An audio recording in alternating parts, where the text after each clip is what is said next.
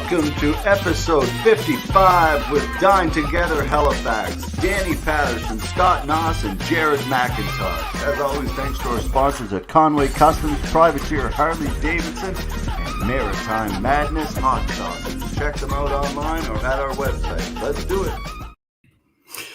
Danny Harvey, how are you, my man? Welcome to episode 55, dude. This is crazy. I can't.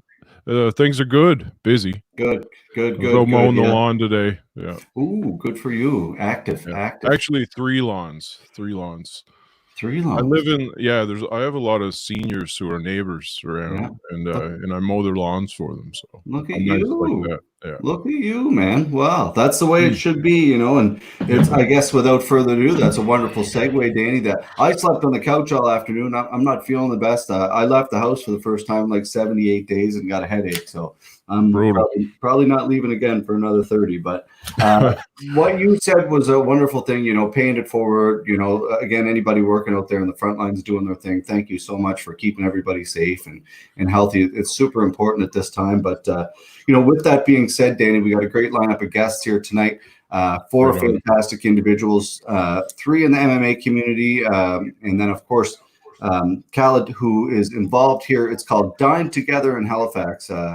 It's quite an interesting initiative. These two gentlemen, himself and Chef Colin, started this initiative in Halifax. Basically, you know, they heard Feed Nova Scotia. They were looking for, you know, money, meals, things like that, as in a time like this, everybody would be. And did they ever answer the call? I'll bring him on here and we'll get into it with him, but it's awesome. An exceptional story that I think it has a lot of traction and they're going to go a long way. And anytime you people like this, it's great. Oh yeah. I was reading up a little bit on them. Sounds like a great initiative. Yeah, it really is. So, well, without further ado, let's bring him in. Khaled, how are you, sir? Not too bad. How about yourselves? Awesome, man. Thanks again for joining us. We're super honored. I think it's a fantastic thing that you're doing. And, you know, we talk a lot about MMA on our podcast, obviously, but I think it's so important to talk to people like yourself. What got you guys into doing what you're doing? Yeah, so first of all, thank you for having me. This is definitely an honor on our end as well. It started with Chef Colin. So Chef Colin's just one of those guys. He's from Halifax, born and raised, and he's got that East Coast mentality. So anytime he comes home, I think the biggest thing for him is kind of giving back to the community that raised him. So to give you a background on him, is he's just a guy from Halifax, graduated high school from around here. He was from QE. He actually went down to Napa and graduated at the #1 culinary institute in the world, which is the CIA.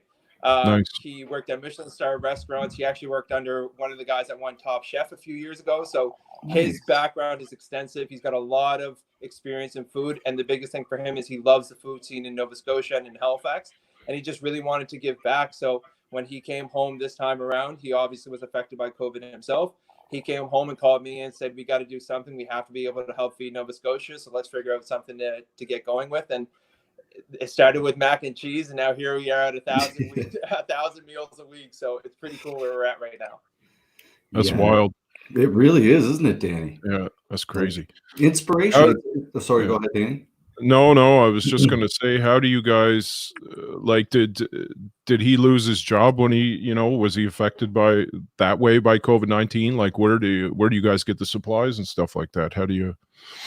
Yeah, so it actually, like, that's exactly it. So Colin obviously worked in a restaurant, and actually his restaurant that he worked at is in Claridge's, which is one of the biggest hotels in London, England. And the restaurant within it is run by a man who had the #1 restaurant in the world, which is 11 Park Madison in New York. So the way that they did things is they did about 1,000 meals a day for the NHS workers. And then Joe Flam in Chicago was doing the same thing for the Chicago. So in his mind, it was like, I have to be able to do the same thing in my community. So the first thing we thought of is we can front a couple $100, you know, to buy the first set of ingredients for something simple. So we said, let's do mac and cheese. It's cheap. We can do it for, you know, a couple dollars a meal, and we can, you know, sell it at a good price for a meal that's made by, he's not a Michelin star chef, but the quality of the food definitely speaks for itself. Everybody that's tried it kind of speaks on it. So for him, it was just, let's figure out a way to get these first ingredients, and then we'll kind of go from there. And as we've kind of gotten our story out there, more and more people have reached out. We had Rosebriar Maple Farms in Nova Scotia donated $400 worth of maple last week. Cisco's reached out to kind of help us out. There's Pizza's helping us out. We have a lot of community members that have really stepped up and said, hey, this is where I work. This is what I can help you out with. Let me know how you can use it. So we've kind of just taken that idea and just run with it and just try to see what else we can kind of get out of it and how much money we can raise.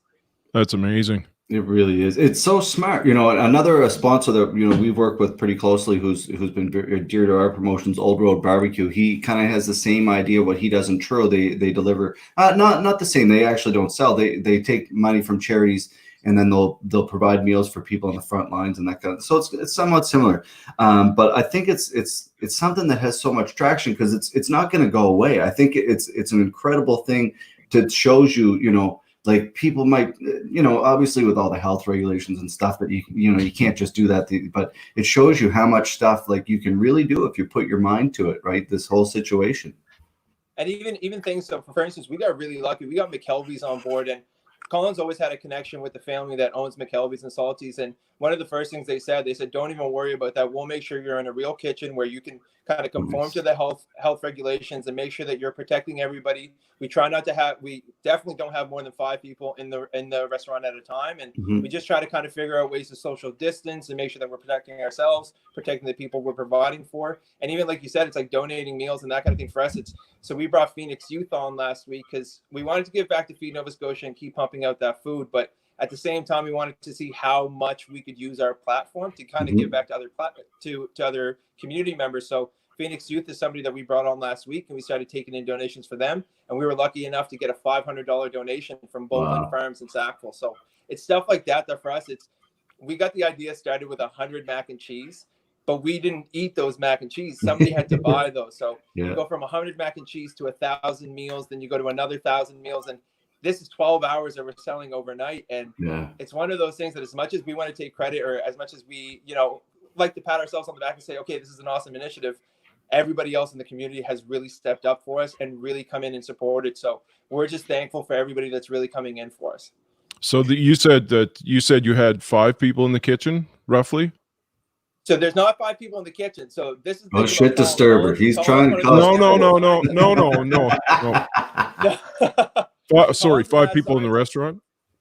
Yeah, so there's only 5 people in the restaurant. So Colin basically is in there all on his own most of the time. He might have one chef popping in and out, but he doesn't really like to have anybody other than himself in the kitchen. He's a mad scientist. The guy likes to work in his own zone. He likes to do things his own way. So we leave Colin in the kitchen, and then I have great volunteers, like a girl named Sam Worth, who actually works for the McKelvey's group. She comes in and helps us package the food. She makes sure the deliveries are getting organized.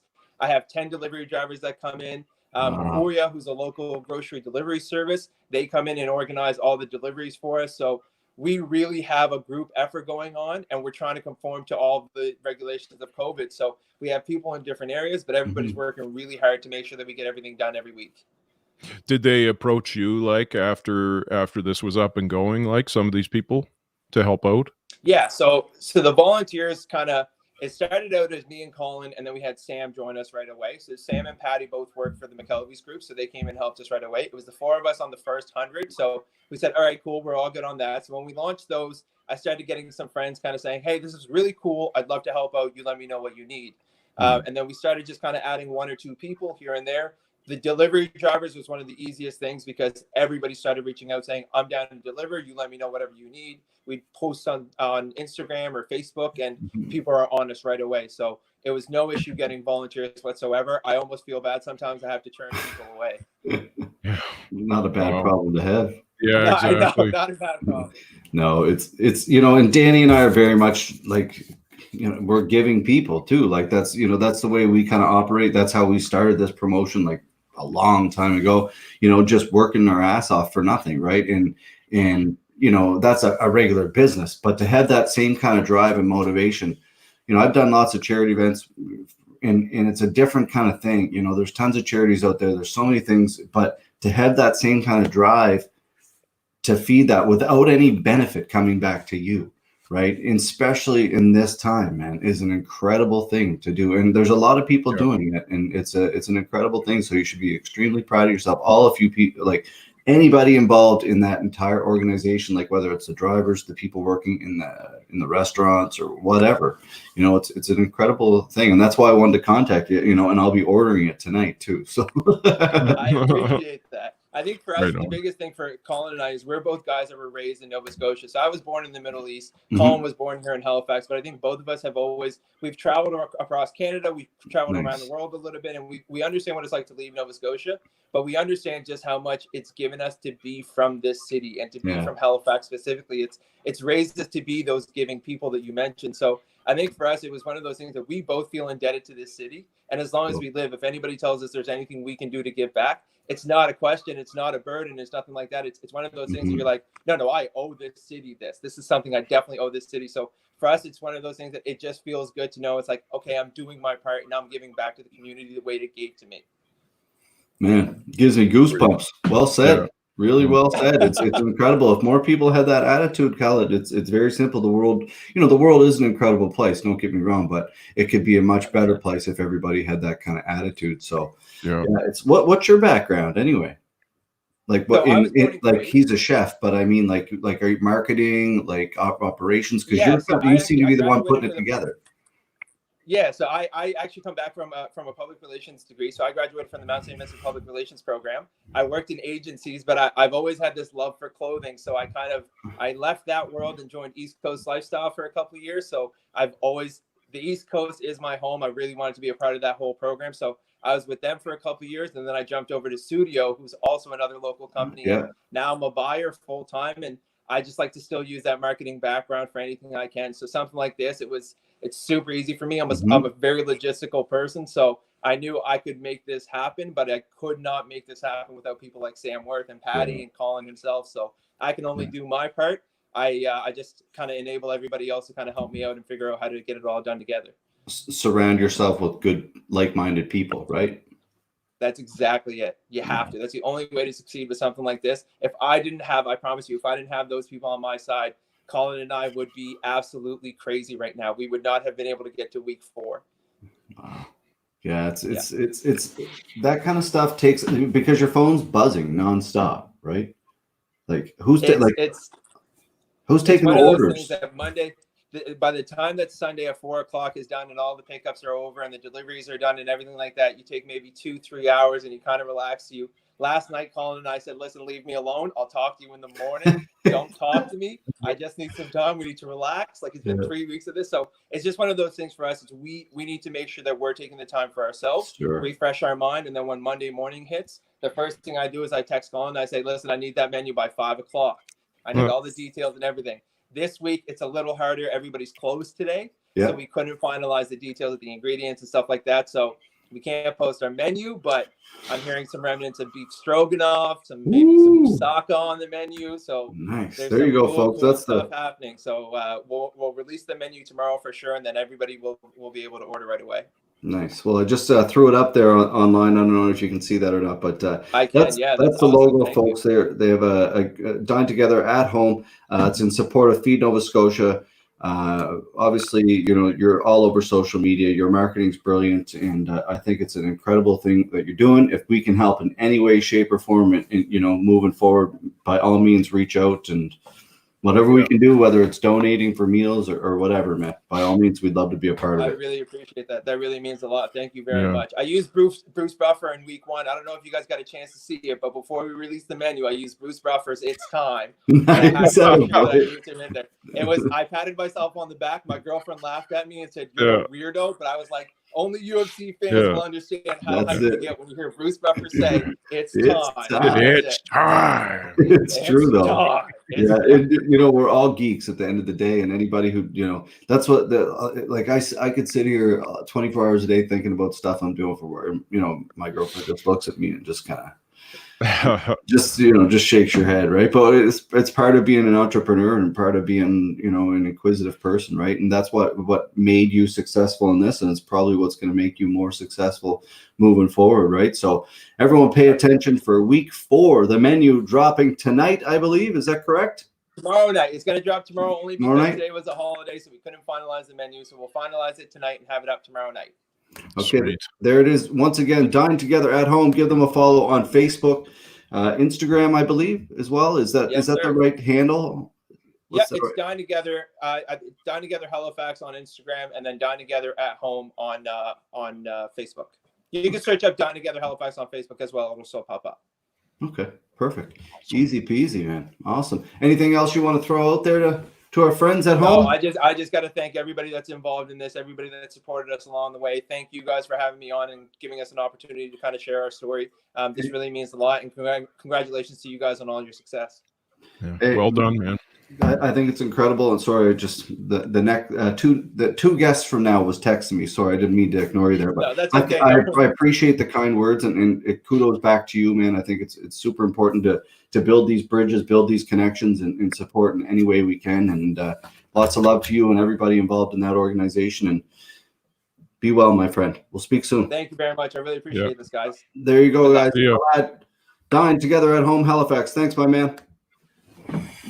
Great guy. Wow. Great initiative. I wish I lived closer. You do. You're right beside me. Right here in the next room. Yeah, totally. What do you want? I want some of that food. Yeah, no, it's funny. You know, it's like the quarantine cup we brought on a couple weeks ago. Like same kind of thing, right? Like there's these people doing amazing things that, you know, younger, you know, I always say younger people, you know, 40, I guess, coming up in 40, but you know, it's important for youth to do things like that. And I love people leading in our community. It's an incredible thing to see. So, well, let's go right into our second guest here, folks. A guy I've known for quite a while. I don't know him too well, but I know him well enough. He's been around the MMA scene here on the East Coast for a hell of a long time. He trains at Titans MMA. Danny Patterson is his name. FPP performance coach. He's a performance coach with a lot of high-level athletes all over MMA and other sports as well. And he works here, I know, directly with a lot of athletes. And he trains a lot in jiu-jitsu. He's not a guy that I like to roll with in jiu-jitsu a lot because he's an absolute savage. He's a big technical dude. And so he's a great guy, and he's been a big supporter of this and a big supporter of MMA in the East Coast. So without further ado, Danny, let's bring on another Danny, shall we? Let's do it. Hello, sir. Danny Patterson. Hey, guys. How you doing? Awesome, man. Thanks for joining us. Thanks for having me on. Well, that was an incredible story. I was listening to everything. That was I'm just like you, Kat. I love hearing stuff like that.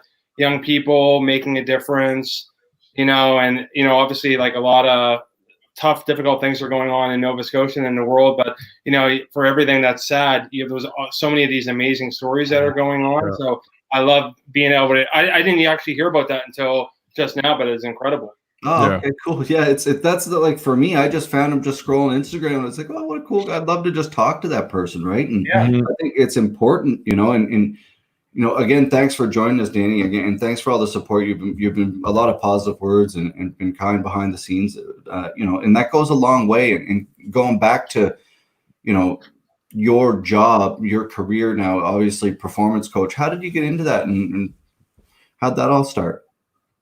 Really, the performance coaching took a while. I would say I've been doing kind of clinical therapy for about 15 years. Yeah. A great job all across the province in different capacities. And it wasn't really that I got into kind of performance coaching until really about 7 years ago when I joined Titans. And through my experience of just being around a lot of the pro fighters, both boxers, kickboxing, and MMA, just really realizing like, sometimes some of the guys that were really performing incredible, during, I guess we could say practice or training, were underperforming when they would go to a competition, and vice versa. Sometimes you would see people that you would think they were going to absolutely get destroyed in a competition based on the way they're training. And then I would go and watch them in a competition, whether it's jiu-jitsu, MMA, whatever, and they would just excel. And that really got me which is now my passion, which is just kind of really working with the human mind and really understanding that, I truly believe it's like your mind, which is like your emotions, your thoughts and feelings.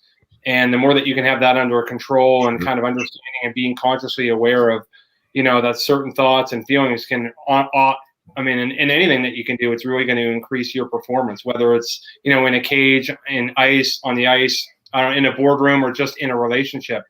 it really all, a lot of people wake up every day and go to bed every day with negative thoughts, negative feelings, negative emotions.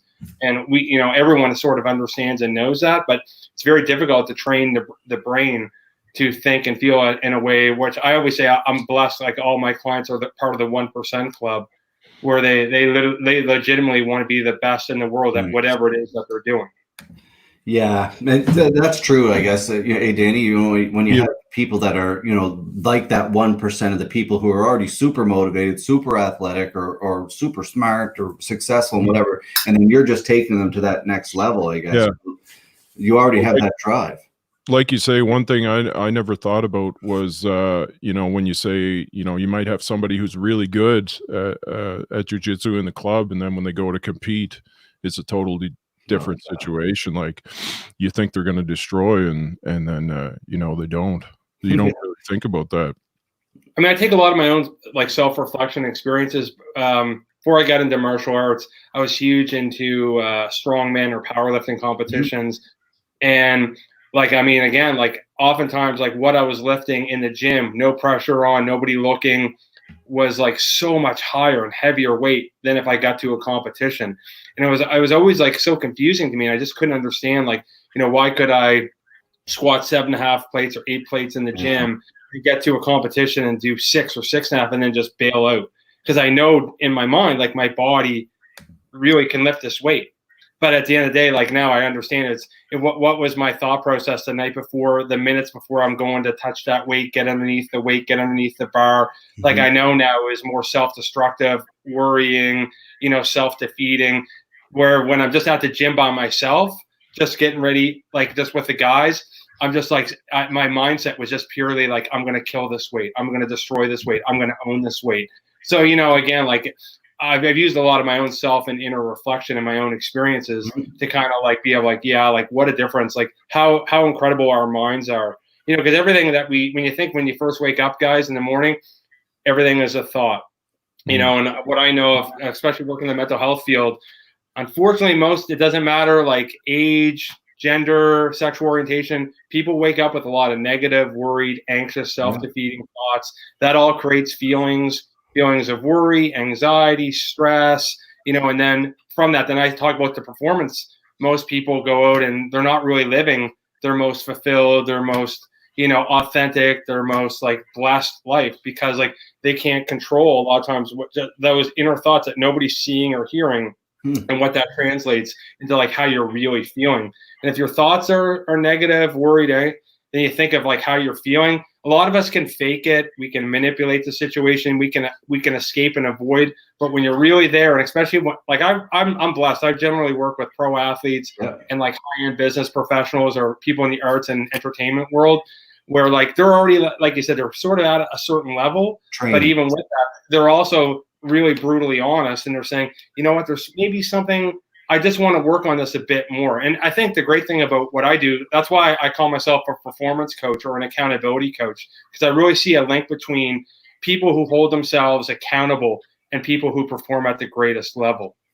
But if you really think of it, most people, we all, work out, we all train. But if you ever think about, I'm a gym guy, I love going to the gym, but my personal trainer, Neil Hayes from Hayes Athletic, if I'm there with Neil, I guarantee you, I lift more, I push more, I train, because he holds me accountable.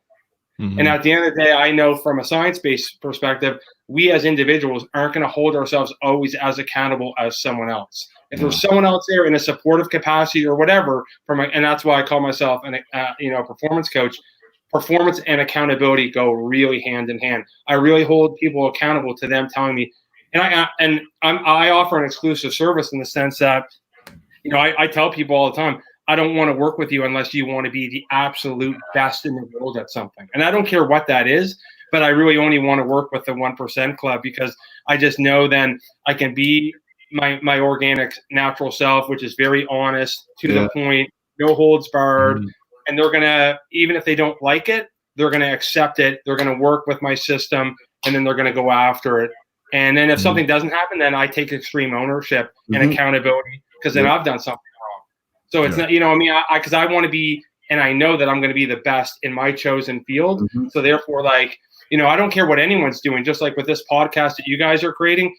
I would hope in the back of your mind, you're like, we don't want to be the second best, third best, or just 1,000 followers. We want to be the absolute best. So in order to be the absolute best, what need are we going to fill, and what's in our service, and what value are we going to create that's different? What niche can we create? Already have that lined out, you know? And so then it's like, once you start saying, yeah, I want to be the best, I fucking am going to be the best. Well, then I'm telling you, man, like it's unbelievable how much that can spread, whether you're business partners, you're in something by yourself, or you're running a huge company. Yeah. Positivity. A lot of us, and I'm just being straight up, most people are quite fine with being mediocre. Sure. Like just, you know, just be all right to be okay. Like I'm fine being average. I'm like, no, man, I don't want to be around. Like, I want people that are like go-getters, that are hustlers. Yeah. They want to be the best at whatever it is. They got energy. They got drive. They got hustle. They got the determination. They're relentless in the pursuit of greatness. Yeah. Because, man, when you surround yourself with those type of people, and that is 1% of the entire population, those people, men and women, get things done every second of every day. Yeah. So well said, man. But like it's because I get it now. It's when I tell people this, like they're like, oh no, I'm like, no, I'm not just some guy who's just talking. No, like I've true so much now that like I know like there's formulas that like successful people, they almost all have the exact same habits. You know, they almost have a game plan. They have like a blueprint, but it's so hard to do that it's all right. Most people just create excuses and say, you know, one of the words I hate worse in the human vocabulary is try. If you're ever with anyone, whether it's a client and they're like, oh, I'm going to try to do this, you automatically got to challenge them and challenge yourself. Be like, why did I say I'm going to try to do something? If I say I'm going to try, I'll try to make it to your show. I'm giving myself away. I'm quitting. Yeah, that's I'm true. saying it's okay if I don't make it. It should be I am going to make the show, or I'm not going to make the show because. I like that. But to say I'm going to try is a limiting thought process that you will never hear. The great Michael Jordan never said, "Give me the shot and I'll try to make it."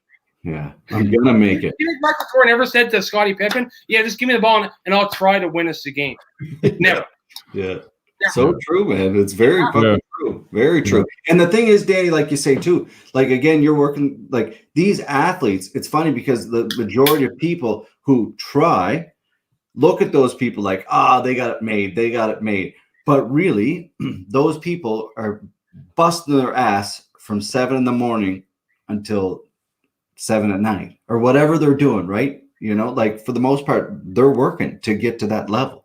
It's unbelievable. Like, I mean, even like around here locally, I just want to give a quick shout out to Gavin Tucker. Yeah.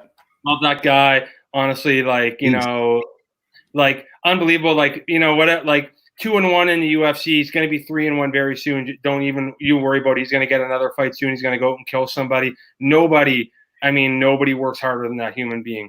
Like that guy, most people who work 9 to 5, they wouldn't last 2 weeks switching their job.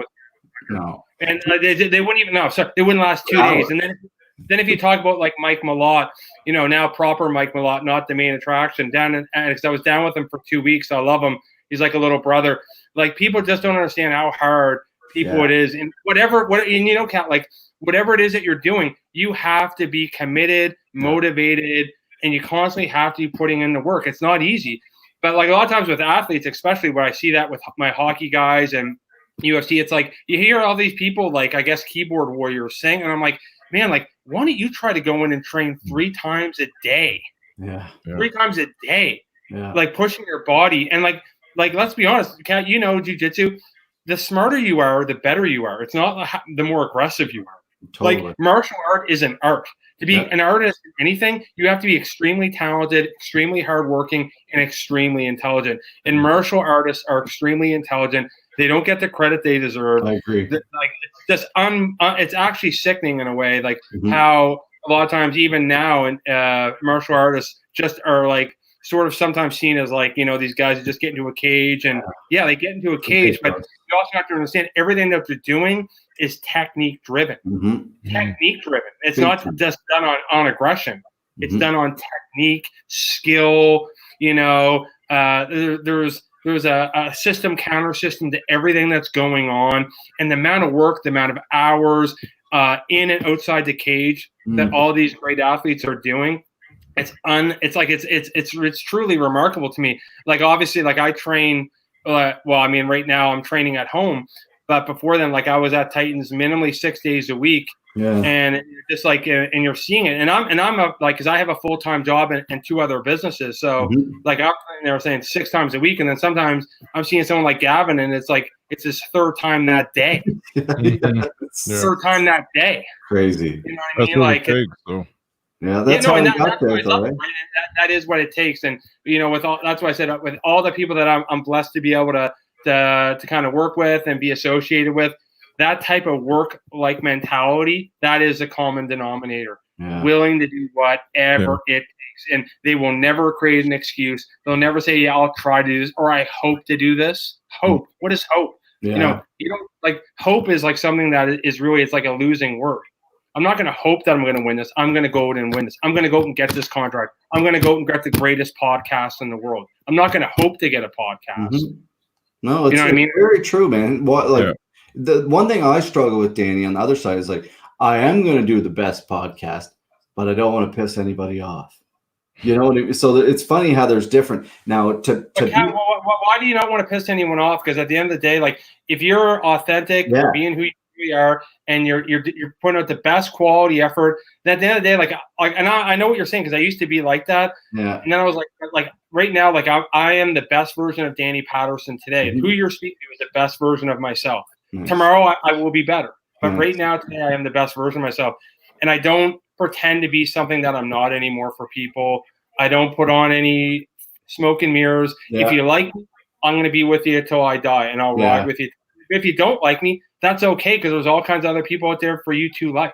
Yeah, so true. I mean, like, if whatever you're doing, whether it's promoting, putting on events, doing this podcast, not everyone is always going to like you. But at the end of the day, there's a difference between intentionally trying to hurt someone and just not liking you. If you intentionally hurt someone, I always say you can make changes. You can go and apologize. Hey, I'm so like this. I didn't know this offended you, whatever. But if people just don't like you because for whatever, I'm like, you know, let that, because there's going to be another 100 people out there that are going to like the fact that you're standing up for just being who you are. Yeah. You know, I don't think enough people lead with being honest. We're so concerned about not do this or do that. Like, if you don't like me, you don't like me. That's tough, because you know what? I got my mom, my dad, and I got a few close friends that will be with me no matter what.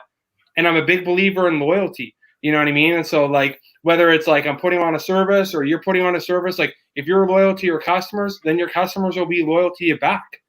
You know what I mean? Like, so I really believe that you got to know, most people, including athletes or business owners, they never ask, like, what are your core values, Kat? And core values aren't, I want to have the best podcast or I want to make $1 million. Those are goals. Your core values are no more than 1 or 2 word answers.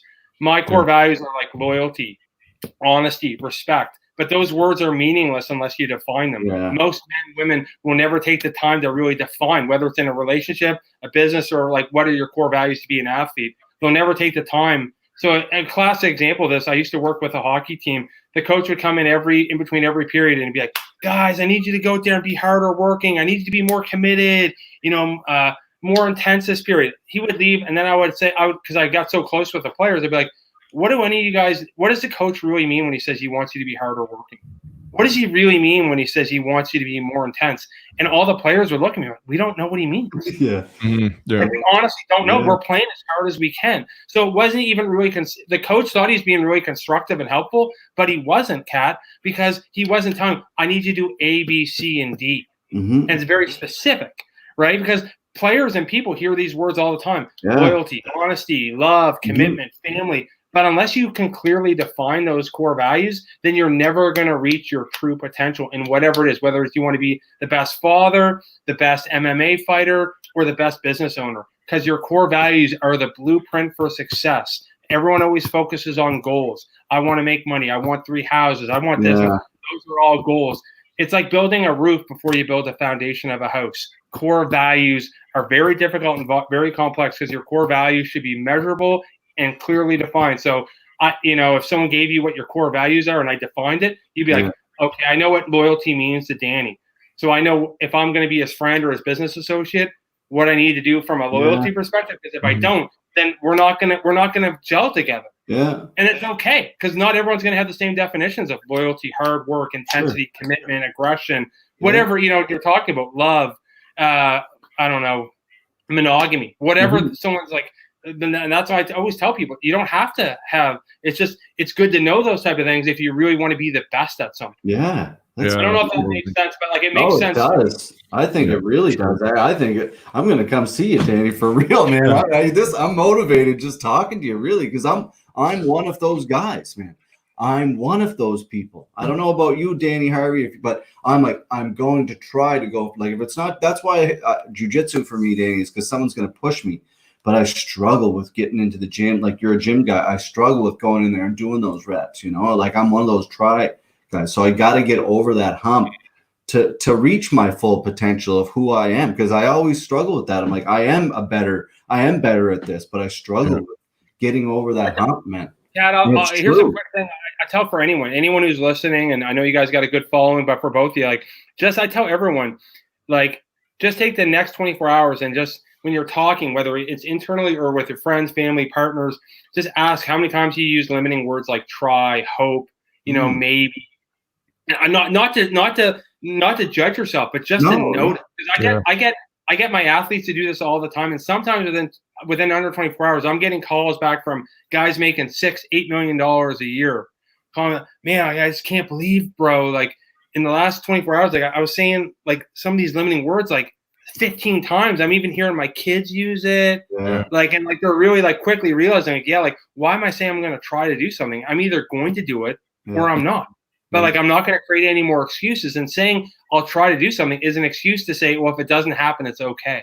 I don't want anyone that I care about, anyone I know, to have that type of mentality, because I know that mentality is limiting. I know that mentality hurts more than it helps. So I'm not in the game of wanting people to go down. I want people to go up. So at what point when you're working with somebody as a performance coach, what point do you find that you succeeded? It's success is a really interesting definition, right? So everyone has a different definition of success. So that's what's so interesting. It's a great question. It really is. Great. I love this. I would never answer that, because unless I'm working with someone individually, which that's what I do, and I would never divulge confidentiality. I would get them to define what success is for me, for not for me, but for them. But I'd get them to define it to me. Yeah. And so through that process, then it's okay, this is what you need to do then to achieve success. And a lot of times when I start working with athletes, they'll start to really start to rechange the way they're thinking. I have success on being an NHL player or success being in the UFC, but I also now see me being a successful person as almost totally different than being a successful athlete. Yeah. So in order to be a successful athlete, I need this. To just be a successful person or a successful husband or a successful father, I want to do this. So I kind of like them, because sometimes there's overlapping, but sometimes, the core values for me to be the best jiu-jitsu practitioner in the world that I can be, it will be completely probably sometimes different than to be the world's best performance coach. There might be some overlap, but a lot of times with athletes for a sport, they might say one of their core values is I need to be selfish, and they'll define that, and it's really makes sense. But then to be the best person that they can be outside of their sport, one of their core values might be I want to be selfless to my wife, to my children, to my parents, and they'll define that. So it's all right to be selfish and to be selfless. We're going to be selfish when we're getting ready for a training camp, when we're getting you ready to start, playing for the Mooseheads or whoever. But when you're done that hockey stuff and you're doing other things, you want to be selfless for your partner, for your parents, for your children, for your nieces, for your nephews, and that's okay. It's okay to be selfless and selfish. But you just have to know what are the definitions and when am I going to be selfish, when am I going to be selfless. And I'm just trying to use kind of polar opposites, how that really, and hopefully that makes sense for you and the viewers. I'm just, because I get so hyper, and so I know I sort of can just kind of go all over the place. No, that does. Did that answer your question a little bit, Danny? Yeah, no, it's really a case by case basis. It really is. I love this. It's funny. A lot of people, I think, Danny. I think a lot of people think, you hear a lot of strength and conditioning coach, you hear a lot of different coaches around. And I think a lot of people think, well, those people are just for professional athletes, you know, and I don't know if you get that, Danny, yourself, but I look at you as you should be kind of almost in schools, almost, you know, like it's that important. Oh no, I mean, I definitely like, I wish, I often say, I joke with people, like, if I had but I mean, you can't live in the past either. I live in the present, but if I had the knowledge that I have now, even like 10 years ago, like, but you know what, but then I wouldn't be talking to you guys either. So I don't try to think like that. I often just think about, man, like, I think I was given a gift on this world, and my gift is to be able to connect with people and really help other people live their dreams, you know, and really just kind of reach whatever it is, like from a potential or performance standpoint. I feel that I'm very blessed. I kind of, it's almost like I don't even feel as much all my education really put me in this position. It's just like my life experiences, like a lot of downs, a lot of really horrible downs, like some really blessed ups, and just my life experiences and just my personality. I feel like, you know, I have an ability to really like want to connect with people on a very organic level and an authentic level. And, you know, I think that's really important to me. Like, I'm not driven by money. I'm driven by experiences and with relationships, you know, and that's really what drives me now. Whereas like 10 years ago, maybe 15, I was very driven probably more by financial, you know, I thought, man, I'll be successful if I make all this money, this car, that car. Then I started really working with a lot of super, super, super wealthy people and saw how miserable they were and how they used alcohol and drugs and other, you know, I was like, wow, this doesn't really, you know, just because I have all this money doesn't really make me more successful. It doesn't even make me happier. It can, I'm not saying, but I'm just saying, like, there's not this complete correlation between it at all. Like some of the happiest people I've ever met, they have nothing. You know, they have their soul, they have their heart, they have great friends, you know, so it's pretty amazing, right? That, you know, we always sometimes, especially in North America, see a real connection between the big house, the big fancy cars, big watches. Man, those guys are so happy. They're this or that. And it's like, man, it couldn't be farther from the truth a lot of the time, right? I hate it. Like, one of my all-time favorite comedians is Robin Williams. I thought he was the funniest person on the planet. Probably had enough money to buy North America, you know, and killed himself. And he's just one of, you know, I could list off thousands of people that just talented, beyond talented, and just had the ability to like light up a room, do whatever, but deep down, like, they didn't have the ability to love themselves. So like, a perceived success didn't mean anything. You know, I would have loved to have worked with a person like that, just because I love the way the human mind works, and I love to kind of see, like, you know, where someone's at.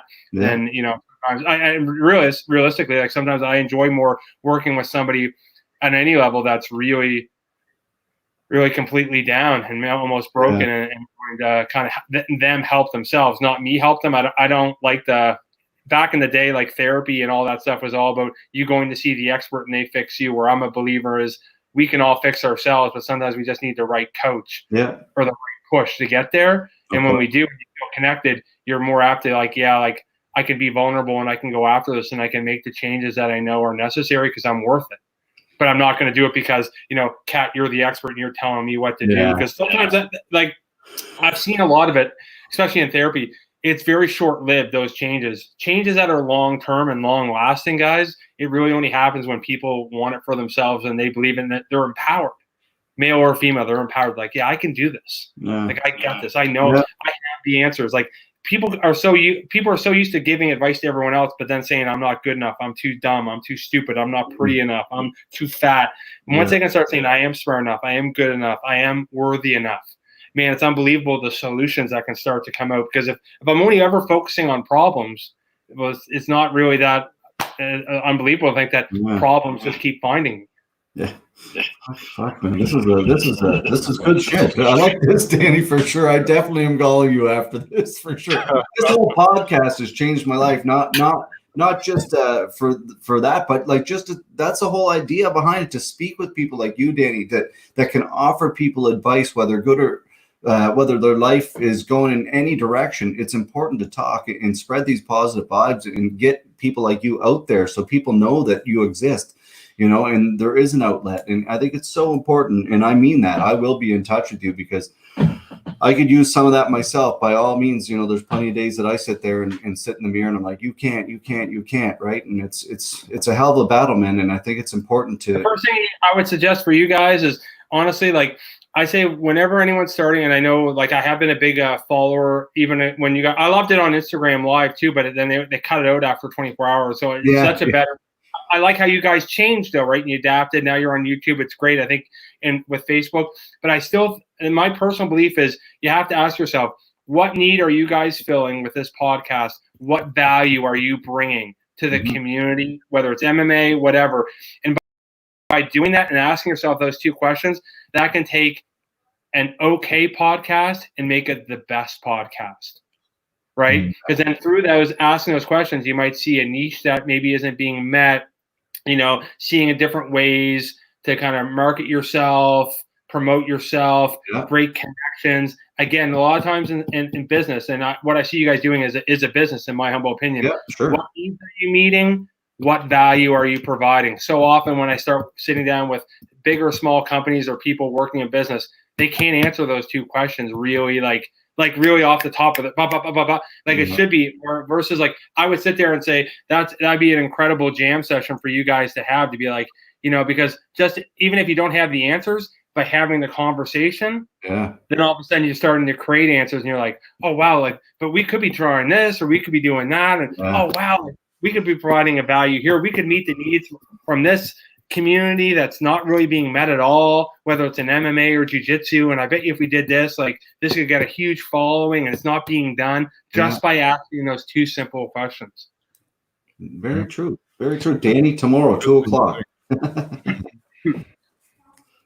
Oh, you had a question, Danny, before you go? We got to wrap. No, Danny Harvey. Oh, no, okay. I don't have a question, but can I just give a couple shout outs? Yeah. Just go. Yeah, man. Yeah, of course. The floor is yours, my man.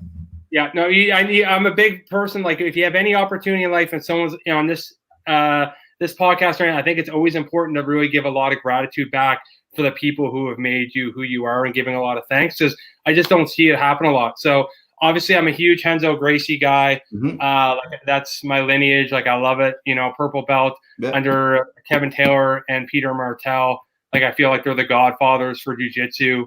In Nova Scotia. There's so many people that have come after them, but if they hadn't have started it, I don't know if I'd be, any of us to be sitting here talking like they really are. Question. Like, they're just incredible. And like through that, you know, like obviously, like just like all I just wanted to give a huge shout out to all the guys at Titans. Most importantly, Nick Nauss. Scott Nauss is coming on next, I believe, and he might have the best haircut in the game. Gavin Tucker, Abdel, Ben, just like all the guys that I train with on, and especially, and then one person I would love to have you guys get on is Aaron Jollymore. A lot of people might not know who he is. I mean, he's 3-0 in MMA. I went up with him and Kyle Sanford when they tried out for UFC Canada versus Australia. Aaron was the only person to submit someone in 90 seconds. That's all they gave him to do jiu-jitsu. I think Aaron is the best Canadian MMA talent that's not known. And I truly would, I'll put up my house tomorrow if I could get Aaron into a fight with anyone. And like, I just feel he's that good for someone who trains maybe 20% of the time. And I know Malott, Gavin, anyone that they would sit there and say, man, like that guy's skill level and the amount that he's coached me to be a better person, be a better athlete. Like, I wouldn't have my purple belt really if it wasn't for Aaron, especially when I first started. I was 360 pounds. Like, not everyone always wanted to roll with Big Dan, but I'm trying to, like, Aaron Jollymore, like, and I mean, the guy just like put it on to me. You know what I mean? Like him and Chris White, who's also a black belt, you know, now in PEI, they really brought me in. So anyway, I know I'm kind of rambling, but I also just want to give a huge shout out to Mike Malott. Like, I love Malott. And a couple of things, like Nick Nahas and KOD, they're big supporters of mine. Like, best food in HRM, best pizza, best donair. And I don't know if you guys know this, they also do jiu-jitsu and MMA t-shirts. Love them. Brad Marchand, one of my all-time favorite guys. Please check out March in Mill Cove. He and his buddy Kevin Miller just started their own clothing line. It's off the hook. They sent me a ton of gear the other day. Andre Touchy-Feely, one of the greatest guys on the planet. He's got a clothing line now called Outcast and Underdogs. They send me stuff all the time. It's like legitimately the best gear on the planet. So between Outcast and Underdogs, March and Mill Cove, and then KOD. I mean, everyone here is lined up with the best clothing for life. Nice. So, and then one last person I want to thank is Rodney Thompson. He's my chiropractor. He takes care of all, and he's also a purple belt, should be a brown belt under Shane Rice. Shane Rice, another, like Nova Scotia, like just pioneer in jiu-jitsu. He's located in Lower Sackville. You're not going to find a better person, especially, let's be honest, guys, when you're, and I know, Kat, we get injured all the time. Yeah. When you're going to a chiropractor or a doctor who also does jiu-jitsu, what a different feeling it is to know, man, like I'm going to have someone that knows what I'm doing and can really take care of me. Very true. And then last but not least, I got one more shout out and then one thing for Kat. I got it. The one person that I want to see on here in the very near future who's legitimately one of my greatest mentors. Yeah. I just absolutely is Mike Kitson. I know, like, the guy legitimately is got a heart of gold. Like, has taught me so much. Hugest heart, and I can't say enough good things about the guy. Like, I want all your audience to meet Mike Kitson. I also believe if he gets on here, then we can get him a reality TV show. Like, I'm telling you right now, that guy's TV gold. No question. I'm just putting it out there. And so the last thing I'm going to end off with, Kat, because I appreciate you guys having me on. I know, Kat, you're a huge promoter. I love it. I think promoting is great. I think what you've done for Nova Scotia with MMA and jiu-jitsu is great. I'm just going to end off with an idea. Sure. And I think let's do it. I think we should do, when all this settles up and all the dust settles from the COVID, I think we should do a club versus club tournament. We'll do Team Titans under Renzo Gracie versus Halifax BJJ and Marcelo Garcia. I personally think that would be unreal. And I think, truthfully, you will get a ton of people wanting to come up and see that, because there's no greater rivalry in jiu-jitsu than Marcelo versus Renzo. Yeah. I went and met Renzo a year and a half ago. We went down for a week, and, I mean, that guy, obviously, because it's Renzo Gracie, like, if he was watching this right now, which I know Nick and Norm Nauss are going to try to get him to watch this, because I told him I was going to plug this. Cool. They were like, oh my God, like he would be so up on that. He would come down and watch it. I just think, Kat, like, what a great idea. They're all great guys at Halifax BJJ. They're wicked. You know what I mean? But I mean, they are Marcelo true and true. And I'm Renzo. And I tell you one thing, I got a lineup of guys like Abdel, Aaron, Kyle Sanford, Nick, Norm, Ben, like we all bleed Renzo. I'm not against it. Right. Let's get it together. There's no better person than to talk about this with on the air than you. I think you got to call Waylon and Joel and say, look, Mr. Patterson put out the challenge. All the Renzo guys want to go toe to toe with all the Marcelo guys. You know what I mean? And we'll see whose lineage is best. You know what I mean? There you have it, folks. And that I can't pick the whole mic up here, Danny, but we'll do it as a pen drop. There's your pen drop, folks. I love it, man. But it's all in good fun. It's all in good fun, right? But it's like, I'm just trying to throw, because I honestly, Kat, I think you're doing great things, and why not take an angle like that? And I just think a lot of people locally and all across Nova Scotia will tune in, whether it's on pay-per-view or in person, because those fights, Marcelo's guys versus all those will be wars. There it is, folks. Let's do it. Let's line it up. Danny Patterson, I got to thank you so much for joining us, man. We'll have you on again in the near future. We'll talk shop and talk all this other kind of fun stuff too. But you're an absolute gem, and I can't thank you enough for coming on, giving us lots of great advice. And we'll talk to you soon. Thanks so much for having me on, guys. It's such a blessed opportunity to speak with both of you. I really appreciate the opportunity. Okay, man. Take care. Danny Patterson, give him a follow, folks. All right. Great guy. Yeah.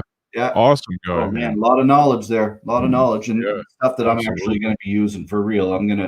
I've actually knew that he was involved in that for a long time and following Danny for a long time. But, again, I'm a try guy, right? So, but I'm going to make that commitment. Danny. I think everybody is a little bit, Yeah. Like everybody could probably benefit from that. Well, that's what I meant. That's what I meant when I said he should be in schools. Not like 10 years ago. I mean, he should be going around to schools now and motivating kids, like in that regard, right? But anyway, let's get to our next two guests here. We're going to bring them on together. These are two guys who I know very, very, very well. One being my coach. You know them actually pretty well as well. One being my coach, Jaret MacIntosh, who's a legend, my mentor, an absolute beauty of a guy, black belts, and just an all-around stud. the owner of Pictou County Jiu-Jitsu. And then, of course, you know, the most handsome man on the East Coast of Canada. Best haircut. The best haircut, the best everything. You know, he's just another black belt from Titans MMA, a gem, originally from Truro, Marmac. Let's bring them on together, folks, shall we? Here he is, right Scott Nauss. How are you, sir? Jaret MacIntosh. How are you? Doing great, Derek. What's up, boys? How's it going? Awesome. You guys are good. Doing good. Can you guys hear me? Yeah. Yep. Okay. So we'll do one at a time, I guess. So you know, since Scott Nauss, you know, how are you dealing with this whole COVID situation? Well, it is rough, Derek. Fortunately, I'm still employed, which is good. But I'm really missing jiu-jitsu. I'm really missing the guys. I'm missing my friends. I don't get to see my family all that much. So it's been tough. But fortunately, I haven't lost anyone in my family personally, you know, through COVID. So I'm pretty blessed that way. Nice, good. Oh, hi, Jared. What about you? Man, it's been a crazy ride, really. I don't really do exercise or lift weights, so jiu-jitsu is my only way of exercise or you know, stress relief. So it's been rough, but I've been keeping busy. Me and the family have been doing lots of walking, and me and Mason, I'm blessed to have a young fellow of 14 that'll do jiu-jitsu with me. So my son Mason, so I'm lucky to have him. So yeah, we're keeping a little bit busy. Yeah, good. I'm trying to convince Chelsea, but it's daily. It's not going well. Yeah, I know, man. It's crazy. It really is. Yeah. What do you guys think of Danny Patterson's offer there? It's Nauss. What do you think? Hey, it's a very interesting idea. I think it could get some traction. I'm excited to see if you can make it happen. Yeah, that'd be interesting. Sure. It almost sounded like the old versus the new, really, to me. The old guys versus the young bucks. I'm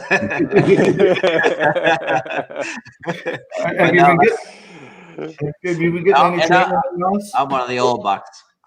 I can't even deny being old, guys. I really can't. Me neither. But, I gotta ask you, and Danny, you have any questions before we get into this? No, go ahead. No, I gotta ask you, Scott. You know, Scott, both of you guys were huge part, and Dan Vanderland's two kits and Rorson, but like big parts of my kind of jiu-jitsu, you know, I don't know, there's no career, I guess, when you lose every match, but what do you say, jiu-jitsu life, I guess, your big influences on that. How did you get started, Scott, into martial arts? Yeah. So I was taking kickboxing at jiu-jitsu, at Marmac. I had a few kickboxing fights. I really enjoyed it. And Jake McKenzie showed up. He was home for a short stint and was offering some jiu-jitsu lessons. And so I thought it looked kind of neat. I figured I'd give it a try. And I would say after my first 2 or 3 classes, I was like, wow, like, I don't think I'm going to go back to kickboxing. Like, I really fell in love with it. You know, Jake was around. I was so fortunate. You know, he was a purple belt at the time. He had brought up one of his friends with him, Marcel. I can't remember Marcel's last name. He went on to fight in Bellator. Yeah, Marcel. Starts with a G. Something like that. Something like that. We were just blessed. We had the two of those guys.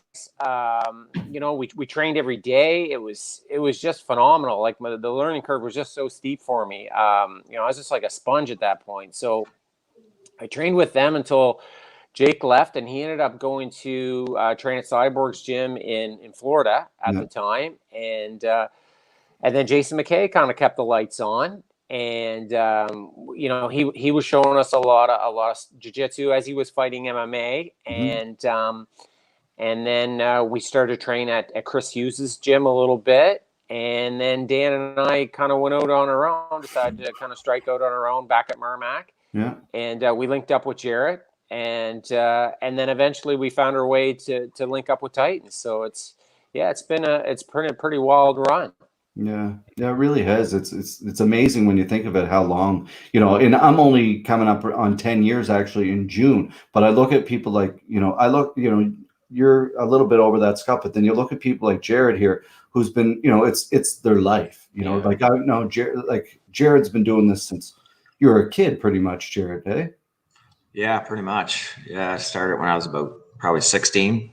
First UFC. My first training partner was a big teddy bear, stuffed teddy bear in my basement. So I watched Hoist Gracie, and then I was like, I can try this on my big stuffed teddy bear. So yeah. And then I went from there to judo because there was no jiu-jitsu around here. Yeah. So we went, me and a couple of judo guys to get together and just do jiu-jitsu, you know. And then we go to Churro and Chuck Sproul, and you know, he had Masio Fatoza there. He had Masio, I can't remember the other Masio's name, but he was there from Brazil teaching too. So we'd go up to Churro and train, and Peter and Kevin used to come down and train there as well. We all kind of met in Churro. What's that, sorry? Was Matt Serra there too, or was I completely wrong on that? Yeah. No, Matt Serra's brother, I think, was there. And Matt Serra might have been there. I wasn't there when he was there. But he had a student, Brazilian Jiu-Jitsu, Gracie Baja, head instructor, living with Chuck Sproul. And he was going to school in Nova Scotia, so he was teaching us Jiu-Jitsu. Wow. And I think Peter and Kevin used to come down, and then Shane Rice was there. We all kind of met in Truro. And of course, Jake was just a kid then, right? He was just this little kid running around doing jiu-jitsu, right? But and like, man, we all kind of just came from Pictou County, Halifax, you know, Shane Rice. We all met there and trained together. And then Shane went to California, do Hickson thing. And then Peter and Kevin went down to New York a few times. And, you know, Jake and them stayed he went to Brazil. And, you know, we kind of just all this kind of came together, right? Somehow or another. All learned off tapes. And it was kind of crazy, right? How Nova Scotia is such a small province, but man, like there's some deep jiu-jitsu roots here. Oh, like it's right insane. It's insane how far it's come in Pictou County. I mean, you tell that story and it's like a handful of guys, you know what I mean? And now it's like, you know, you have not like for sure of people. Yeah, it's incredible because you look at that, Jared and Scott, you think of how far it has come, and it's because of people like you guys out there doing that, and the countless hours of teaching, the countless hours of dealing with texts from students or dealing with memberships or whatever. Like you guys both have ran schools, and Jared, you still do. And hey, Scott, it's not easy. You hear us, Scotty? Not at all. Not at all. No. Yeah, I'm here. You broke up on me, Derek. What were you saying? Yeah. I was just saying it's not easy running a school. I love you. I don't think he can hear you. No, it's not. And it's even going to be tougher post. Can you guys hear me? Yeah. Yeah. Can you hear me? You're a little delayed. Yeah. Okay. I was just going to say, you know, in post COVID, it's even going to be more challenging. You know, I'm not sure how gyms are going to open up until, you know, and be effective until we have a vaccine. So it's going to be a big challenge running a school. It's going to be a tougher economy, you know, post COVID. So it's really going to be tough. I'm really worried to see, you know, how COVID's going to affect, you know, jiu-jitsu. And you know, I'm thinking about, like, you know, even the local tournament scene, how it's just not going to be possible. Right. And until there's a vaccine. Right. Yeah. So I'm a little worried, guys. How about you, Jared? Yeah, man, this is the first time we ever dealt with this. So like, we don't know how long it's going to be. I'm very fortunate that we own our own building, so I'm not paying rent, which is good. So I'm not too bad on the financial side, but like jiu-jitsu, like for other people, it can be, you know, closing club. I think there's already been a couple clubs closed down, right? Yeah. Which is, man, like, so because it was building right around Nova Scotia. I mean, you're getting 200 to 300 competitors, right, for a little province, Nova Scotia. So, like, at competitions. So hopefully, you know, it kicks in and people, you know, jump back on the jiu-jitsu train again, right? Because this could either go one way or the other, or people could miss it and, you know, like, oh my God, I better get out there and do it because I might never do it ever again. Or it could be like, oh, you know what? I'm too scared to get diseases or viruses, and, you know, some people are paranoid, right? So let's hope for the best, and hopefully get a vaccine. But like, I'm paranoid as hell, but I'm not scared. Yeah. I'll go all day. Someone could sweat all over me. Yeah. But going to the grocery store, I'm scared of Bobby over there who's sweating out every goddamn pore in his mouth. That's who I'm scared of. 700-pound Bobby. I was at the grocery store the other day in the lineup to pay for my groceries, and I needed to sneeze. So I was like, "Oh my God, man, what am I gonna do?" I almost ran out of the place to sneeze. But I heard this trick that you put the tongue on the top roof of your mouth and it stopped it. I don't know. It worked for me. So I was like, man, I was like almost gonna run. I was like, if I sneeze right now, everybody's gonna lose it. Oh yeah. Yeah, you can't do that anymore. Oh man, that'd be front page news in Glasgow. Jaret MacIntosh has COVID. Yeah, be all over Facebook. Yeah. Or if I stop myself from sneezing and shit myself or something, they wouldn't care about that. As long as it's true. It is true. It's true for sure. I was at the dollar store maybe 2 weeks ago, and the same kind of thing happened to me. But I only coughed once. But I actually had this hoodie on too. Yeah. I pulled it all up. I said, "Bad timing, eh?" What do you do? It's life, man. What can you do, right? Scott, whether people know this or not, you work in. Is that okay to tell what you do for a living? It's too late now. You work for the government. Yeah, no, I do. I work for the Occupational Health and Safety Division. So it's funny. We're actually busier than ever during COVID.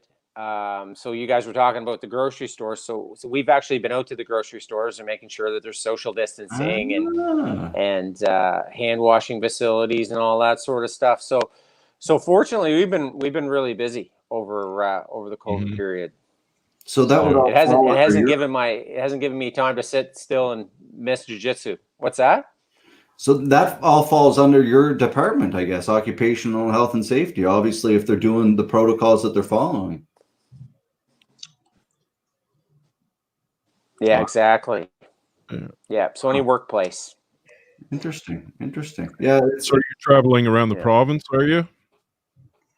Are you going around the whole province? I personally not. I'm the director, so I have a team of staff that are out throughout the province. Oh, okay. Paying workplaces visits and making sure that proper protocols are in place. Right on. Do you have anybody try to? Yeah, it's been guys super crazy busy, but that's good. Has anybody tried to come at you, Scott, for talking to them? Like, did they get crazy on you? Yeah. No, did anybody try to confront you, get pissed at you? You're gonna cut up? No. For the most part, it's interesting. The reaction we get from most people are they're glad to see us there. They're glad to see us out because a lot of for the most part, people are concerned about catching the virus, right? And they see the work that we're doing as important and helping reduce that community spread, right? I think it's been handled extremely well. I get it. People are, myself, people are, we're getting antsy. The weather's nice, but I really think that, we have a very old population here in Nova Scotia. And, I think they've handled it very well. Well, and fast too, really fast, getting the protocols set up in the grocery stores and stuff like that. Yeah. I know a place down in New Glasgow you should check out, though, down at the end of Dexter Court. You might want to go check out that place, see if they have any hand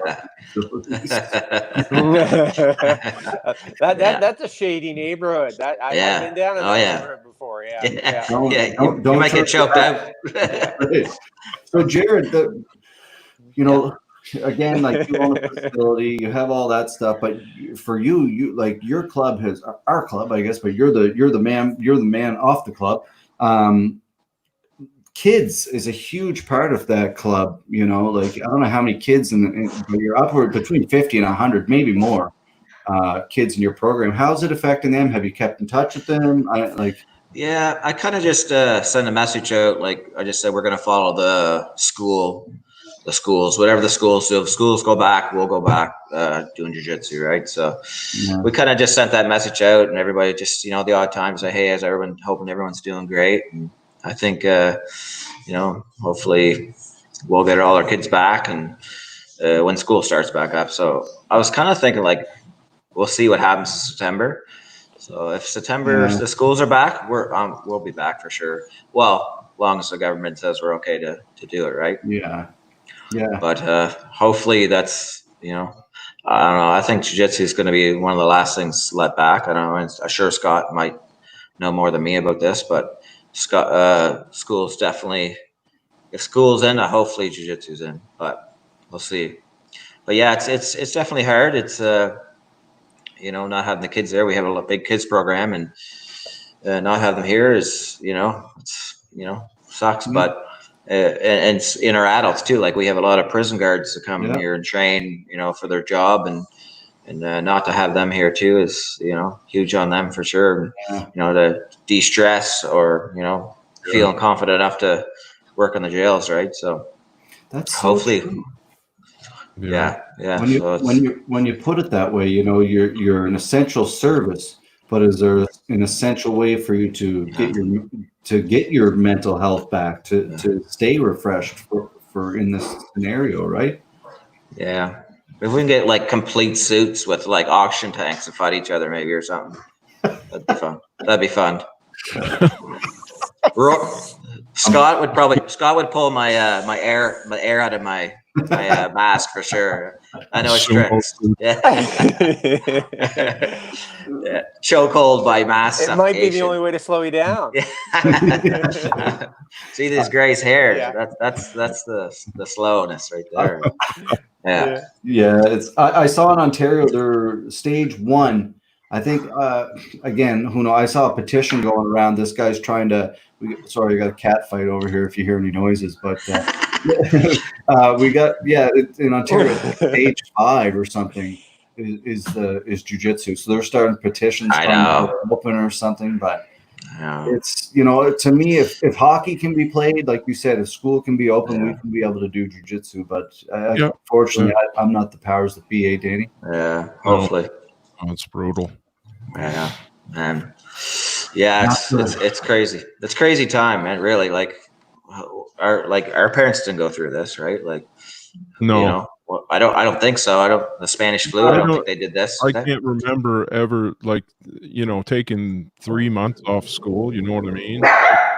We did a walkout one day. That's unheard of. You guys hear my dog? Sorry. That's all right. Oh, Craig Ferguson has a question for you, Scott. Yeah. Okay. It says, do you have any tips on stopping the rolling Kimura pass against the half guard? Hey, it's getting it. We got a pet show and tell here. Sorry, I missed your question there, Dan. You were breaking up on me there. Sorry. Sorry. Craig Ferguson asks if you have any tips on stopping the rolling Kimura pass against the half guard. Kevin Taylor's the only person who can do that to anybody. My internet connection. Oh, okay. Stopping the rolling Kimura pass against the half guard. Oh, yeah. That counter to the half guard is kind of the bane of my existence. I really haven't figured. I've come up with some tricks that work on some people. Like Craig loves to hunt that technique, and he's a big, strong dude. So he's very hard to stop from that position. I've had some luck peeling the grip with my knee, or flaring the elbow with my free hand. You got to quickly protect your arm, and then try and flare the elbow with your free hand. I haven't had much luck countering Craig yet. But Craig's day's coming, and if he wants to ask a question like that on the air, his day's coming. It could be an accidental groin shot or something like that, but there will be a way to slow him down, right? Yeah, he is a big dude, man. He's a big mean dude. Scott he's a big, strong guy, yeah. Scott, is he rolling when you're on your side, or are you sitting up in butterfly? Do you have a half guard, a knee shield when he's doing it? He attacks it from there, but I'll tell you where he really likes to attack it is almost from open guard. He'll jump to it. Yeah. Yeah. Oh, wow. You know, as you go to kind of frame on him, believe it or not, and Craig's a pretty agile guy, right, for a big dude, and he'll jump from there, kind of over your head and attack it even. So he's had a lot of luck. Like he not necessarily finishes it, but it ends up being a guard pass or a really terrible guard for me. Like you know, I'm lucky to kind of capture like a quarter mount or, you know, a barely quarter guard. So yeah, he's had a lot of luck with it. So but yeah, we joke that Peter prefers to coach me over Craig. Craig really kind of hates that. I guess I'll put that out there on the air. And Peter smelled a few little solutions for me, so I've been trying a few little things, and I've had some luck with it. But I'm open to suggestions anyway, guys. How to stop a agile 250-pound guy when he gets you more grip. I'd bite him. Yeah, taser gun. Yeah. He's a big dude, man. He jumps Kimura and he lands on you. Yeah, that's not good. No, thank you. I'm never rolled. I think the last time I rolled with Craig, he tapped me out like 3 times, like just on pressure. On pressure. I was like, okay, this is not fun. But that's in the gi. No. It's fucking stupid. You guys and your gis. Yeah. I'm not saying the difference, but you know.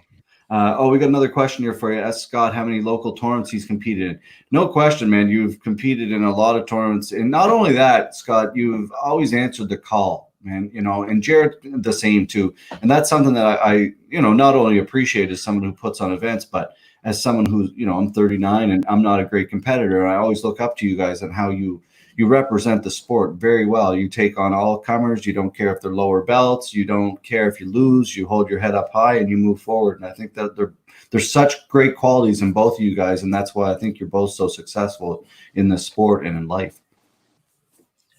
Thanks, brother. Scott?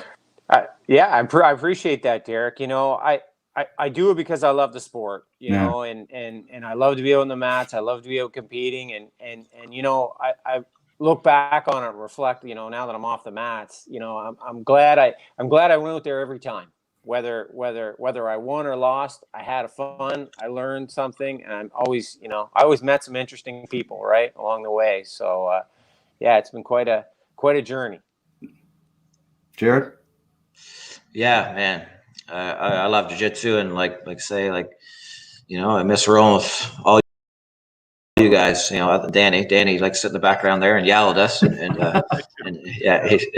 he's always there when you have events, and I'm sure he sees quite a bit of it.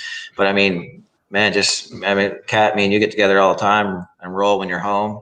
Mm-hmm. Scott comes down and trains with us when he has a no-gi competition. He definitely comes down and trains with us. You know, we're kind of more of a no-gi club, but you know, man, I miss it a lot. And I think people are going to be like, you know, when there's a tournament, I think whoever has the next tournament soon, like hopefully chokes. I think people are just going to be like, yeah, let's go. Like, man, like it'll be crazy. It'll either be crazy or it'll be nobody there.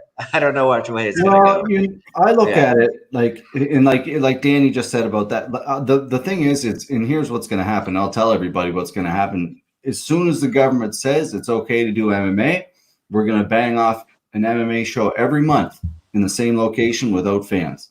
If we're not allowed to do MMA, we're going to set up the cage and we're going to do a jiu-jitsu or grappling event every 2 weeks or every month in the cage on pay-per-view. Yeah. So cool. Regardless, as soon as Kat's back full-fledged, that's what happens when you fire me from my job. I'm going to come back full-fledged. Uh-oh. That's right. Well, hey, man, at the end of the day, that's you know, why not? What it is, right? So, well, you're good at what you do, man. So both of you guys, like you promoting, Danny in the background doing all the technical stuff.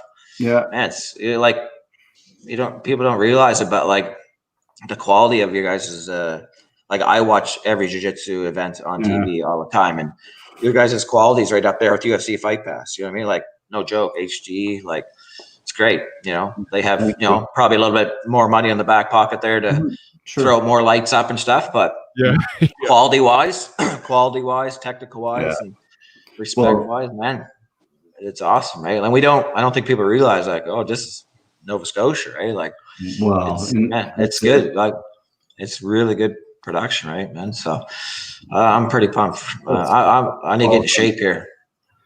I got to get in shape. Yeah.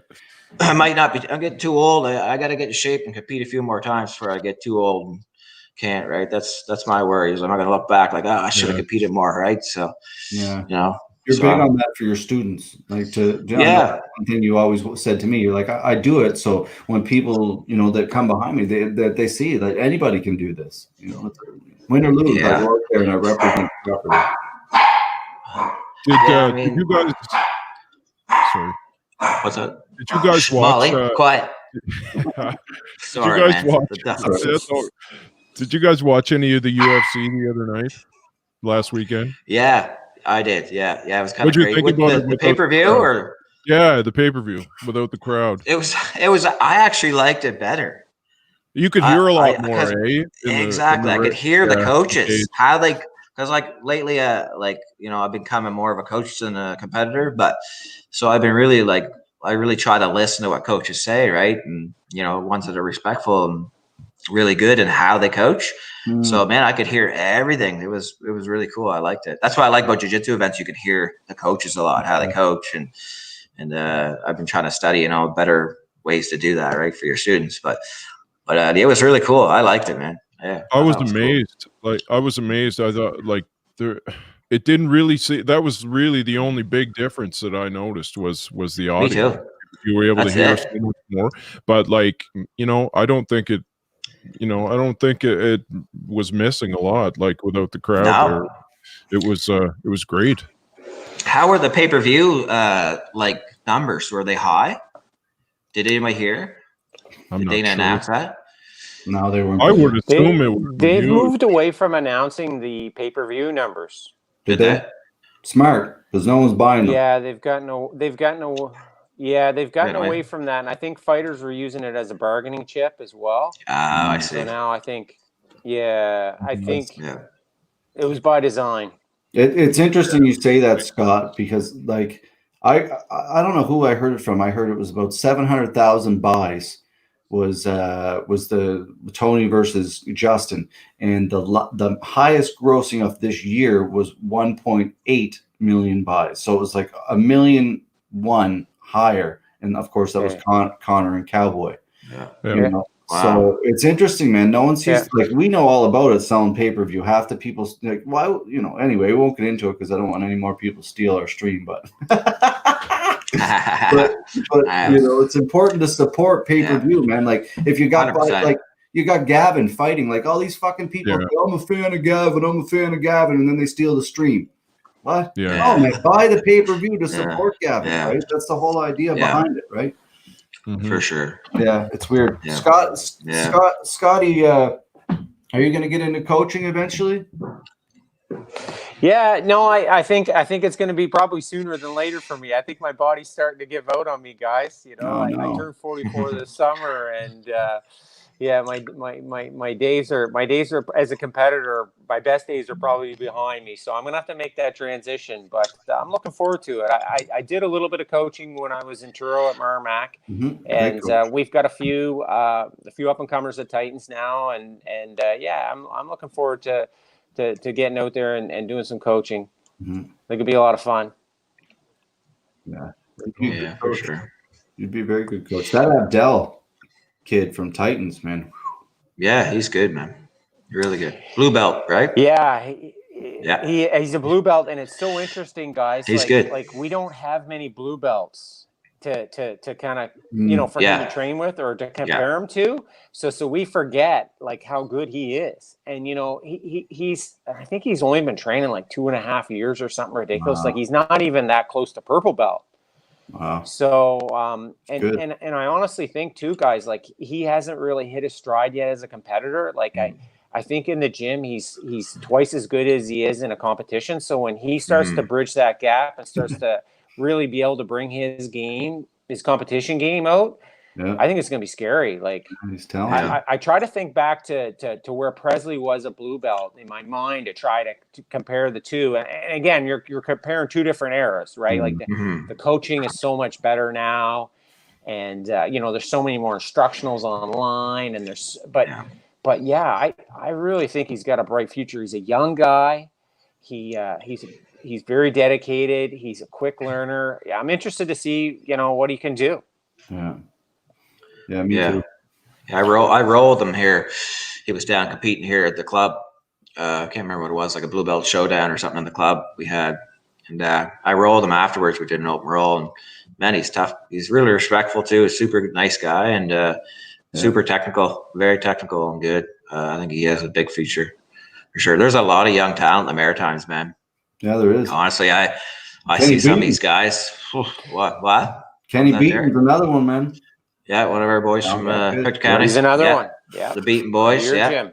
Little leg lock hunter, and we got a lot of little killers, man. A lot of big guys, and in New Brunswick, man. Amherst. You got the small club breakthrough, man. Those guys are a small club, less than 10 people, but man, they're very talented. Yeah. Very talented. Those boys are good, and BJJ Society, Titans. Boys got deep roots in those clubs. Then you got a newer club like GF Team in Moncton. Boys are good there too. Yeah. What's his name? Real good. Real good. Yeah. No, for sure. Anthony. Yeah, Anthony's really strong. And purple belt, he's amazing. Oh, yeah. I watched this match with Presley. I was very impressed. He's not still a purple belt. Yeah, I think so. Yeah, I believe he is. I think he is, yeah. But man, he's just getting back in the mix of competing again. Both him and Matthew, I think, are both purple belts. Yeah. Yeah. Chad Coxley on. Chad's good. Man, there's some tough guys. There's a lot of tough clubs around now. It used to be like 2 tough clubs. Yeah. Back in the day, right? Yeah. Used to be almost like Fit Plus and Titans, Halifax Titans. Right. And now it's like all these other clubs popping up with talented dudes, right? Which is making the competition even more tougher for everybody else. That's how it grows, right? Yeah. That's how it gets better. Yeah, And I can't help but think about it, Jared. I think a lot of it is technology has really changed the sport. Like YouTube, MG in action. Like there's more opportunity to watch jiu-jitsu online than it was when we started, right? Like YouTube, there was 2 instructionals on YouTube, right? Yeah. When we first started, and now, if you have a problem with any position, you can find a technique, right? Yeah, you can study. I still study. I study all the time. I watch jiu-jitsu at least 2 hours or 3 hours a day. No joke. Mostly I watch fight footage though. I don't watch instructionals as much as fight footage. And how the world. I watch the best people in the world, how they're doing it when they're doing it in a competition. And but some of these fancy instructional stuff never works against high level dudes, right? So I don't waste my time, right? But man, these young guys can go online and study all day long, and man, you're working your mind. It's going to come out, right? Yeah, it's so true, Scott. You're 100% right, man. They have a faster learning curve than we did. We had a lot of we had a lot of trial and error, right? Yeah. Well, I remember when I started. Oh, sorry, Scott. Go ahead. And I was just going to say, we had limited training partners too, as well.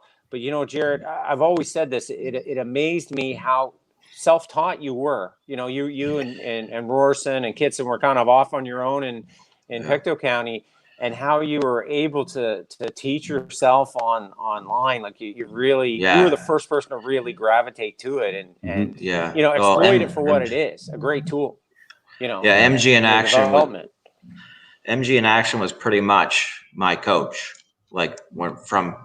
From purple or from blue belt up, probably. That's of course I'd go see Kevin and Peter maybe once every 2 months, right? It's not enough, right? So of course they'd always help me out. It was great. Are you there? You guys hear me? Yep. You guys hear me?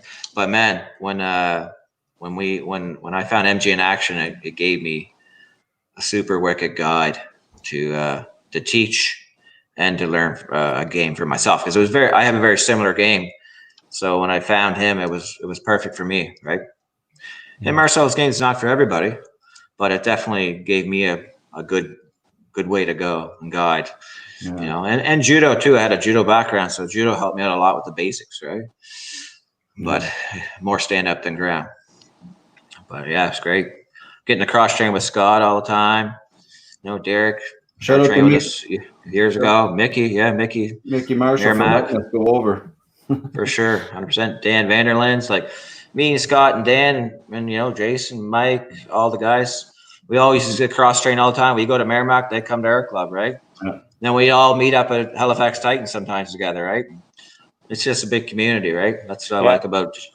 That's what I'm kind of like now. I'm all about like not really like affiliate with anybody. My club now, we're just jiu-jitsu is my affiliation. Yeah. Just go wherever you want. Tell my students to train wherever you want.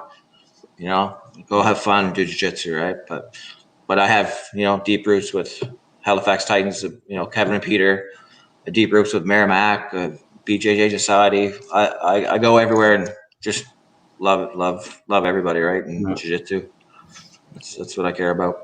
It's a great way to be, man, and that's what has made me love. You know, obviously, you know, we've argued, and you know, you have your ups and downs in jiu-jitsu, like any friendship or coach-student relationship. But I think your attitude, that's what I love. I look up to you a lot, man. I really do. Like, and I've told you guys, you know, people like you or Adam or Jason, you know, people that can, you know, they're successful, they're professional, they're positive, and they do good things for society, man. I think that's why your club's so successful, because the way you handle yourself, the way you carry yourself.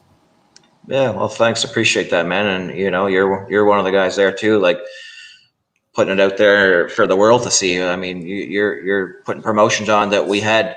You think about Scott, you fought a UFC guy, Mitch Clark. I fought Josh Hinger. I didn't win, but the Wonder Boy. When's the ever opportunity I'd ever get to fight something like that? But because of you, right? Because you and Danny and you guys put the promotion on, right? I mean, it was just an honor to fight some of those levels, right? Yeah.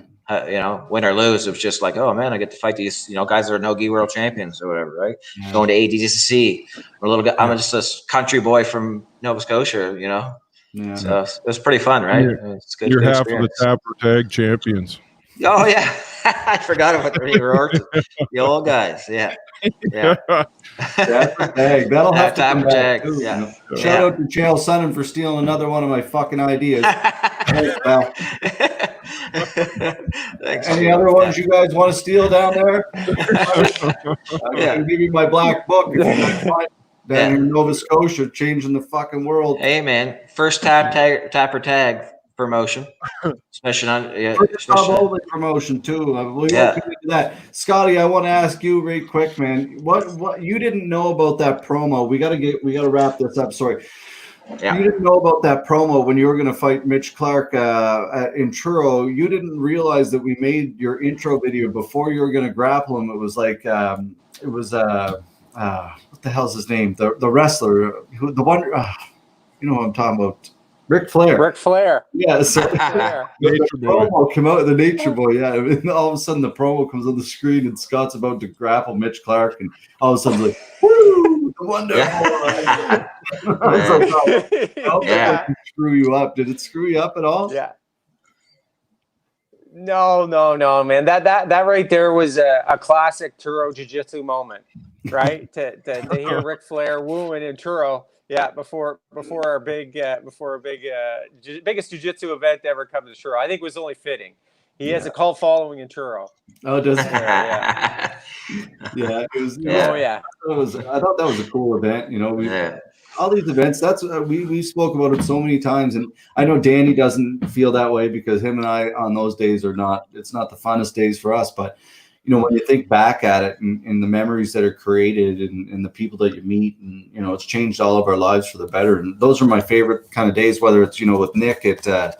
Or Rogue, it's Guillotine Production or Rogue or us doing a tournament or any club tournament. Those days are so memorable, and jiu-jitsu is such a wonderful sport. Any advice, Scott? And I'll leave that to you. Our last couple of questions here, guys. Any advice, Scott, for people who are, obviously now with this whole COVID thing, it might, who knows what's going to happen. But if it does come back, any advice to people who are just on that bubble of, do I want to do this? Yeah. Geez, I don't even know where to begin. Like I look back when I first started doing jiu-jitsu, I was in my early 30s, and of course I was getting injured early on, and I was like, man, I don't know if my body's going to hold up to this. But I found my groove, right? And I give this advice to anybody who starts jiu-jitsu, like, give it some time, right? Like once you find your groove, you start to learn a few moves from every position. You start to know everybody in the club. You start to learn who the good training partners are and who you should stay away from, right? Who the real spazzy white belts are.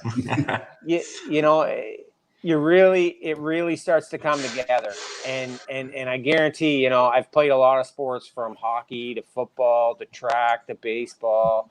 Jiu-jitsu is always my favorite, right? And I look forward to getting on the mats every night, right? So yeah, that's my advice. Do it. Well said. Just do it and try to stay healthy. Try to avoid the injury bug. Well, if anybody can get to 44, bud, and look the way you look, they're doing something right, pal. Trust me. Yeah.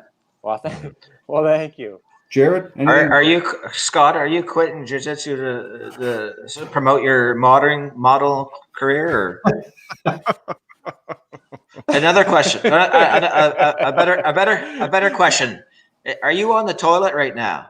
That looks like a bathroom window behind you. Are you on the toilet? What's that? You're on the toilet, aren't you? No. That's a bathroom window right behind you. Here, look. This isn't okay. like, what's his name? Some good news. The whole time. I even have pants on. The whole time I thought you were on the toilet. I'm just joking, man. No. I know. Yeah. No. Yeah. But yeah, man, I think jiu-jitsu is going to come. I think jiu-jitsu is going to come back full swing. Actually, I think it's going to come back hard. I think people are going to miss it. And what I've been hearing from our private group of adults, everyone's pretty can't wait to get back. So I think it's going to be good, and like hopefully it might get more people out there because they're like, what? How about if this happens again? I didn't have an opportunity to do things that I always wanted to do. You know what I mean? Like, I think this is going to change a lot of people's perspectives of life, really. Like, yeah. Oh, you're right. Like thinking, man, if I don't do this now, how about if I can't do it? How about something even bigger happens 10 years down the road? You know what I mean? Mm-hmm. So maybe this could put a little spark under people's ass. It should. Yeah. I think it should be like January all over again. Like people. I know one thing. I'm only about a pound. I said I'd be up 175 when I came out of this thing, so I'm still about 180. I haven't gained any weight. I haven't lost any weight. I'm kind of sticking around the same. But it's it's one of those things. I think you're right. I think it's going to come back. What do you think, Danny? Yeah. No, absolutely. It has to. It's, I'm sure everybody is just aching to get back in there, and it's got to, I think when it does come back, it's going to be bigger and better than ever. Yeah. Fingers crossed, because we have an MMA promotion and some promotions to get going. Who knows? All right, boys. Yeah. There you go, folks. Two legends of the maritime MMA and grappling scene. Two guys I have the utmost respect for, and two guys that anybody in life should be looking up to, whether it's in martial arts or not. You're great guys, man, and you lead by example very well. So lots of love to you both. We'll talk to you tomorrow. Brother. Thanks, guys. Appreciate it. All right. There you have it. Yeah, thanks, my man. Peace. Thanks, guys. See you guys. See you, pal. Thank you, guys. Bye. See you. All right, awesome. Sorry about my switching abilities on the Danny's good laughing on the other side there, because he normally does all this directing kind of stuff, and I'm doing it all. I'm loving it. What I'm doing, so he gets to relax and laugh at me. I like watching it. Yeah, it's like a blooper reel for you. Like, just what's going on? Oh man. Yeah, I've cut the black enough times. So no. Yeah, it's not easy, but if anybody's watching out there, really quick, if you haven't commented, make a quick comment on the post, and we're going to give away one more sticker here. It's our last sticker from Nova Scotia. It's not from Nova. It is from Nova Scotia, but from Conway Customs. Conway Customs, and it's a Nova Scotia strong sticker. I have one in my car.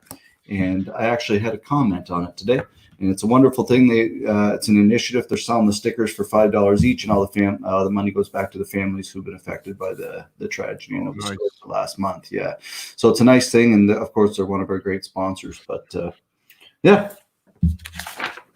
Awesome. Episode 55. Was that loud? Gonzo. Yeah. It was loud. It was loud in my ear too. Yeah. Sorry for all you 15 people at home.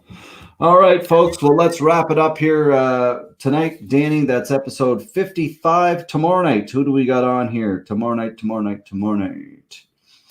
we got a great episode. We got Nick Coombs, who's the heavyweight champion, an amateur heavyweight champion on Elite One out of New Brunswick.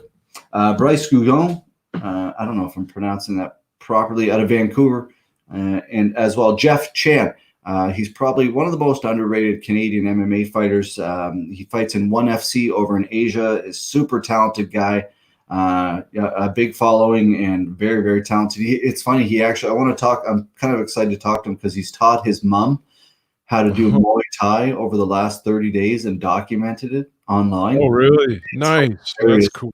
She's got the gear on and the gloves and the helmet. She's gotten really good, man. So it's really cool to chat with him. And then Wednesday night, we got a great episode lined up too. We got Christine Royal Fader and Jocelyn Little, both from Halifax BJJ, and an NHL legend who you may or may not know, Shane Corson, will be joining.